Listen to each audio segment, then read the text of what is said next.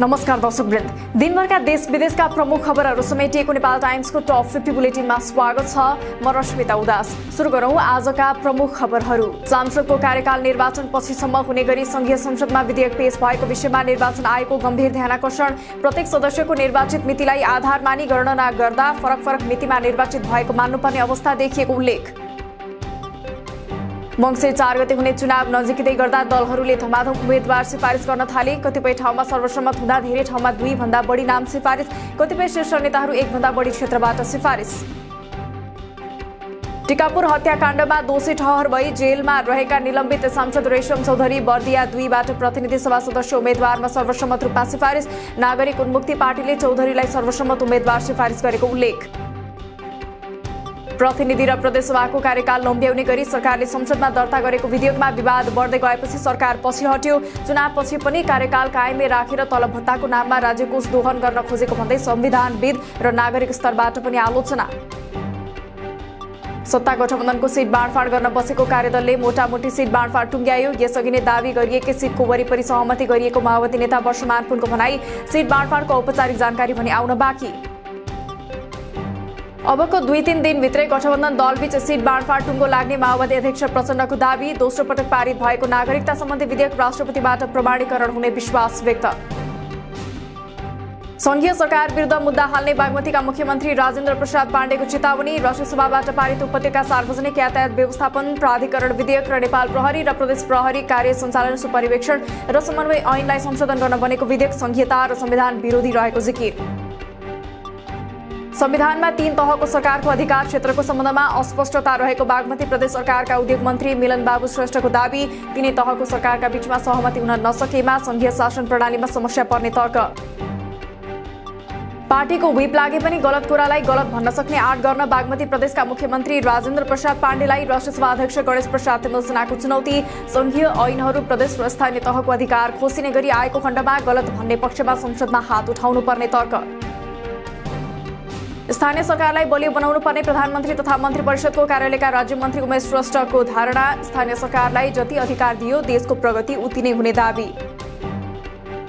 संघीय सरकारका कारण स्थानीय र प्रदेश सरकारले प्रभावकारी काम गर्न नसकेको बागमती प्रदेशका पूर्व मुख्यमन्त्री डोरमणि पौडेलको आरोप। संहिता प्रणाली आफैमा नकारात्मक नभएको तर केही बुद्धिजीवीले नकारात्मक प्रचार गर्ने काम गरेको आरोप। आउँदो मंसिर 4 गते हुने चुनावमा जिल्ला स्तरमा नेकपा एमालेसँग सहकार्य हुन सक्ने राप्रपा अध्यक्ष राजेन्द्र लिङ्गदेनको भनाई। आवश्यकताका आधारमा जिल्ला तहमा सहकार्य हुन सक्ने तर कुनै पनि पार्टीसँग देशव्यापी गठबन्धन नहुने स्पष्टोक्ति। नेपालको शिक्षा विश्व स्तरमा पहिचान गराउने किसिमको हुनुपर्ने माओवादी अध्यक्ष प्रचण्डको भनाई। शिक्षालाई सिपसँग जोडेर नेपाली शिक्षालाई विश्व स्तरमा पुर्याउनु पर्ने आवश्यक रहेकोमा जोड। एमाले अध्यक्ष केपी शर्मा ओली झापा 5 बाट प्रतिनिधि सभा उम्मेद्वारमा सिफारिस। क्षेत्रीय समितिको बैठकबाट ओलीको नाम सर्वसम्मत सिफारिस गरेको झापा 5 का एमाले इन्चार्ज होम थापाको भनाई। लोकतान्त्रिक समाजवादी पार्टी लोसपाका वरिष्ठ नेता राजेन्द्र महतो धनुषा क्षेत्र नम्बर 3 बाट प्रतिनिधि सभा उम्मेद्वारमा सिफारिस। यो क्षेत्रबाट नेकपा एमालेद्वारा जुली महतोको नाम सिफारिस। नेपाल भ्रमणमा रहेका भारतीय सेनाध्यक्ष जनरल मनोज पाण्डेलाई राष्ट्रपति विद्यादेवी भण्डारीद्वारा आज मानार्थ महारथीको दर्जा प्रदान। आजै सैनिक मुख्यालयमा प्रधान सेनापति प्रभुराम शर्मासँग समेत भेटघाट तथा छलफल। भारतीय स्थल सेनाध्यक्ष मनोज पाण्डेद्वारा नेपाली सेनालाई सहुलियतपूर्ण रूपमा 4 घोडासहित 22 करोड 38 लाख रुपैयाँको सैनिक तथा मेडिकल सामग्री हस्तान्तरण। पाण्डेले मंगलबार बिहान माउन्टेन फ्लाइटका साथै शिवपुरीमा रहेको सेनाको कमान्ड तथा स्टाफ कलेजको भ्रमण गर्ने। सुरक्षा गार्ड पक्राउ परेको घटनाको सत्य तथ्य बुझेर मात्र प्रतिक्रिया दिन पर्यटन मन्त्री जीवनराम श्रेष्ठको आग्रह। लाइनमा नबसेको नभई अंगरक्षकमाथि दुर्व्यवहार गरिएको कारणले भएको दावी। सुरक्षा गार्डलाई हिरासतमा भेटेर रवि लामिछानेले दिए धन्यवाद। पर्यटन मन्त्री श्रेष्ठलाई दुर्व्यवहार गरेको आरोपमा हिरासतमा रहेका सुरक्षा गार्ड गुरुङले काम गर्ने गरुड सेक्युरिटिजले भने गुरुङले कुनै गल्ती नगरेको दावी गर्यो। घटनाको सीसीटीभी फुटेज देखाउन माग। पर्यटन मन्त्री श्रेष्ठको आरोपपछि हिरासतमा रहेका सुरक्षा गार्डलाई रिहा गर्न गृहमन्त्री बालकृष्ण खाँडको निर्देशन। काठमाडौँका प्रमुख जिल्ला अधिकारी गोविन्द रिजाललाई प्रक्रिया पुर्याएर सुरक्षा गार्ड गुरुङलाई रिहा गर्न खाँडको आग्रह। पर्यटन मन्त्री श्रेष्ठमाथि दुर्व्यवहार गरेको आरोपमा प्रहरीले पक्राउ गरेका सुरक्षाकर्मी गुरुङलाई तत्काल थुनामुक्त गर्नुपर्ने माग राखी सर्वोच्चमा निवेदन दर्ता। रिहा नभए गुरुङकी पत्नी लक्ष्मीको निवेदनमाथि मंगलबार प्रारम्भिक सुनवाई हुने। घुङ्गबुमा रहेको नयाँ बस पार्क क्षेत्र वरपर निर्माण गरिएका अवैध संरचना काठमाडौँ महानगरपालिकाद्वारा हटाउन सुरु। भूमिगत पार्किङ मिचेर बनाइएका दोहोरी साँझ समेत हटाइयो। डोजर लगाएर अनधिकृत संरचना हटाएको दृश्य हेर्न स्थानीयको भिड हटाउन प्रहरी परिचालन। पश्चिम नवलपरासीको पालहीनन्दन गाउँपालिकाका अध्यक्ष बैजू प्रसाद गुप्ता विरुद्ध अदालतद्वारा पक्राउ पुर्जी जारी। साझेदारी व्यापारको 1 करोड बढी रकम हडप्ने उद्देश्यले प्रहरीको मिलेमतोमा 2 भारतीयलाई योजनाबद्ध रूपमा लागू औषध मुद्दामा फसाएको आरोप। नेपालमा पछिल्लो 24 घण्टामा थप 221 जनामा कोरोना संक्रमण पुष्टि। आज 206 जना संक्रमण मुक्त हुँदा मृतक शून्य। हाल देशभर सक्रिय संक्रमित 2444 जना पुगे। नेपालमा 77 जिल्लामध्ये मनाङ र हुम्ला बाहेक सबै जिल्लामा डेंगीको संक्रमण पुष्टि। सबैभन्दा धेरै ललितपुर र काठमाडौँमा स्वास्थ्य संकटकाल घोषणा गर्ने कि नगर्ने भन्ने विषयमा रोग नियन्त्रण महाशाखाले विज्ञहरूसँग थाले छलफल। सोलुखुम्बुका 12,000 बढी बालबालिकाले कोरोना विरुद्धको फाइजर खोप लगाए। अब दोस्रो मात्राको खोप असोजबाट सुरु गरेर दशैं अगावै सक्ने लक्ष्य। सोलुखुम्बुमा 5 देखि 11 वर्षसम्मका करिब 14,000 जना बालबालिका रहेको तथ्याङ्क। सर्लाहीमा जुवा खेलिरहेका 4 जिल्लाका 12 जना एकैसाथ पक्राउ परेकाहरूका साथबाट 2,71,600 र भारतीय 250 रुपैयाँ 4 थान कौडा लगायत बरामद। थप अनुसन्धान जारी। आज प्रदेश 1 बागमती र गण्डकी प्रदेशका केही र अन्य प्रदेशका केही ठाउँमा हल्कादेखि मध्यम वर्षाको सम्भावना। आज खासै ठूलो पानी पर्ने सम्भावना नरहे पनि मेघगर्जन र चट्याङ पर्ने भएकाले सावधानी अपनाउन आग्रह। निरन्तर वर्षाका कारण गलकोट नगरपालिका 2 को घामपानी बस्तीका 7 घर पहिरोको उच्च जोखिममा। वडा कार्यालयदेखि गाउँसम्म पुग्ने ग्रामीण सडक पूर्ण रूपमा अवरुद्ध। गैराती आएको पहिरो सहितको बाढीले सयौं रोपनी खेतसहित धानबालीमा क्षति। दोलखाको तामाकोसी 1 भिरकोट माझी बस्तीमा सुक्खा पहिरो जाँदा 11 घर परिवार विस्थापित। पहिरो खस्ने क्रम नरोकिएको र घरहरू जोखिममा रहेकाले प्रभावितहरूलाई सुरक्षित स्थानमा सारियो। सुक्खा पहिरोका कारण सिङ्गो गाउँ नै जोखिममा।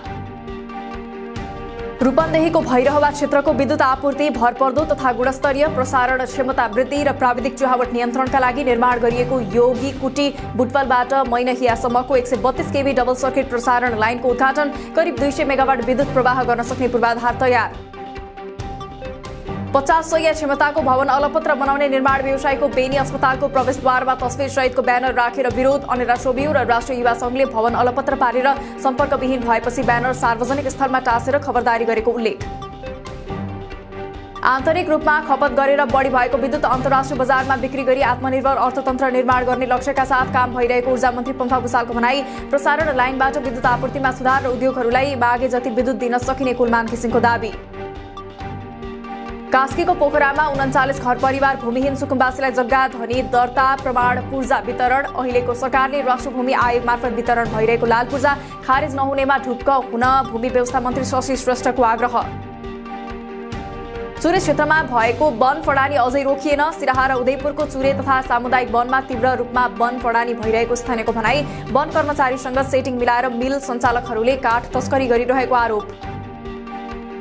चीन र भारत जोड्ने सबैभन्दा छोटो दूरीको कोशी करिडोर अन्तर्गत खादबारी किमाथाङका 162 किलोमिटर सडक खण्डको 41% भौतिक प्रगति। चट्टानकै कारण सडक खण्डको 14 किलोमिटरमा ट्र्याक खुल्न सकस। दशैं तिहार र छठका लागि राष्ट्र बैंकले भदौ 26 देखि बैंक तथा वित्तीय संस्थाहरूलाई नयाँ नोट सटही सुविधा प्रदान गर्ने। सर्वसाधारणलाई भने 29 गतेदेखि नयाँ नोटको सटही सुविधा दिने आन्तरिक तयारी। शेयर बजार परिसूचक नेप्से आज 4.29 अङ्कले घटेर 1973.01 बिन्दुमा झर्यो। आज 90 करोड 79 लाखको शेयर कारोबार। सुनचाँदीको भाव सामान्य बढ्यो। सुनको भाव आज तोलामा 100 रुपियाँले बढेर प्रति तोला 93,700 रुपियाँ कायम हुँदा चाँदी तोलामा 5 रुपियाँले बढेर प्रति तोला 1,115 रुपियाँमा कारोबार। केन्या भ्रमणमा रहेको नेपालले घरेलु टोली केन्यासँगको तेस्रो एकदिवसीय क्रिकेटमा पनि जित हासिल गर्दै सिरिजमाथि क्लिन स्वीप गर्यो। T20 सिरिज समेत 3-2 ले कब्जा जमाएको नेपालको एकदिवसीय श्रृङ्खलामा पनि क्लिन स्वीप। मंगलबारदेखि 10 रङ्गशालामा सुरु हुने 6औं संस्करणको साफ महिला च्याम्पियनशिपका लागि सबै टोलीको तयारी पुरा। भदौ 21 देखि असोज 3 गतेसम्म हुने च्याम्पियनशिपको उद्घाटन खेलमा नेपालले भुटानसँग खेल्ने। रुसी सेनाले खेर्सन छाडेको र शहर युक्रेनको नियन्त्रणमा रहेको युक्रेनी सेनाको दाबी। रुसले युरोपमा ग्यास आपूर्ति गर्ने एक मुख्य पाइपलाइन अनिश्चितकालका लागि बन्द गरेपछि युरोपमा ग्यासको मूल्य 30% बढ्यो। काबुल स्थित रुसी दूतावास परिसरमा आत्मघाती विस्फोट। 2 रुसी कूटनीतिज्ञ सहित 20 जना मारिए। एक रुसी पत्रकारलाई देशद्रोहको आरोपमा 24 वर्षको जेल सजाय।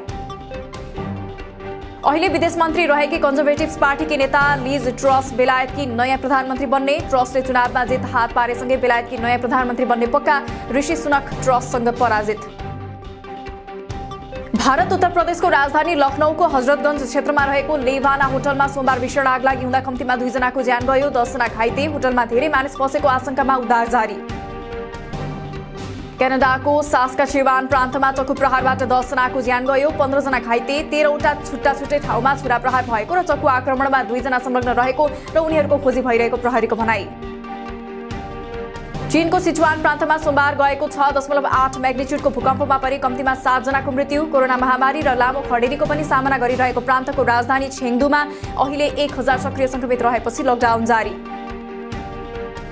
पाकिस्तानमा बाढी प्रभावितहरूलाई स्वास्थ्य समस्या देखिन थाल्यो। बाढीपछि 47,000 भन्दा धेरै गर्भवती आश्रय शिविरमा बस्न बाध्य। सिन्ध प्रान्तका 1,34,000 भन्दा धेरैमा झाडा पखाला र 44,000 जनामा मलेरिया देखियो। अन्य लाखौं विभिन्न रोगबाट ग्रसित। सिरियामा सन् 2022 को सेप्टेम्बरसम्म युद्ध क्षेत्रमा छोडिएका बारुदी सुरुङ र अन्य हतियार विस्फोट हुँदा हालसम्म 171 सर्वसाधारणको मृत्यु, बालबालिका सहित 251 जना घाइते। अस्तव्यस्त विस्फोटक पदार्थको प्रदूषणले सुरक्षा सम्बन्धी प्रमुख चिन्ताको विषय। र मेक्सिकोकी पूर्व सुन्दरी 17 लाख अमेरिकी डलर बराबरको वाइन चोरी गरेको आरोपमा पक्राउ। एक सहयोगीको मद्दतमा निकै होशियारीपूर्वक प्रसिद्ध होटल रेस्टुरेन्ट एल एट्रियोबाट ती वाइनका बोतल चोरिएको खुलासा।